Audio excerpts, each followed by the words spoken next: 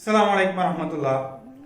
நபி ஸல்லல்லாஹு அலைஹி வஸல்லம் எதை சொன்னாங்களோ, எதை செஞ்சாங்களோ, எதை அங்கீகரிச்சாங்களோ அதுதான் ஹதீஸ். அந்த வகையில் பெருநாள் அன்னைக்கு நபி ஸல்லல்லாஹு அலைஹி வஸல்லம் சில விஷயங்களை செஞ்சிருக்கிறாங்க. அது நபியுடைய சுன்னத், நம்மளும் அதை கடைபிடிக்கணும். அந்த அடிப்படையில் பெருநாள் அன்னைக்கு நபி ஸல்லல்லாஹு அலைஹி வஸல்லம் காலையில் கடமையான குளிப்பை குளிச்சுட்டு தங்கள்கிட்ட இருக்கிறவங்களே சிறந்த ஆடை அணிஞ்சு நறுமணம் பூசி நோன்பு பெருநாளப்ப ஏதாவது ஒன்று சாப்பிட்டுட்டு தான் நம்ம பெருநாளைக்கு போகிறது சிறந்தது.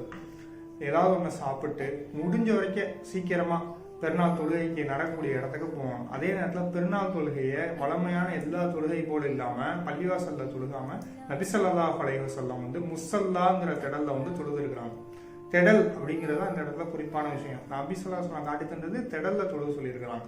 அதனால நம்மளும் பள்ளியில தொழுகாம திடல்ல தொழுகக்கூடிய இடத்துல போய் பெருநாள் தொழுகையை தொழுகணும்.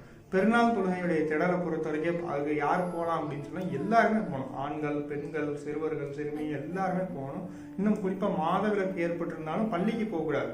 ஆனா பெருநாள் தொழுகை நடக்கக்கூடிய இடங்களுக்கு மாதவிலக்கு ஏற்பட்ட பெண்களும் போய் அல்லாஹ்கிட்ட கையேந்தி துவா செய்யலாம், நிக்கர் செய்யலாம்னு சொல்லி நபி ஸல்லல்லாஹு அலைஹி வஸல்லம் காட்டி தந்திருக்காங்க.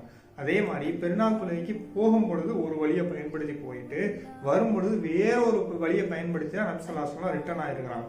அதே மாதிரி என்ன சொல்றது, நம்மளுடைய வாழ்க்கையில இந்த ஆகிய விஷயங்கள் முதல்ல தெரிஞ்சோன்னா கடமையான குளிப்பு, சிறந்த ஆடை அணிகிறது, நறுமணம் பூசிக்கிறது, எதையாவது சாப்பிட்டு போறது, சீக்கிரமா போறது, போகும் பொழுது ஒரு வழியை பயன்படுத்தி போயிட்டு வரும் பொழுது வேற ஒரு வழியை பயன்படுத்தி வரணும் அப்படிங்கிறது இது எல்லாமே நபி ஸல்லல்லாஹு அலைஹி வஸல்லம் பெருநாள் தினத்தன்று காட்டி தந்த சுன்னத்துகள்.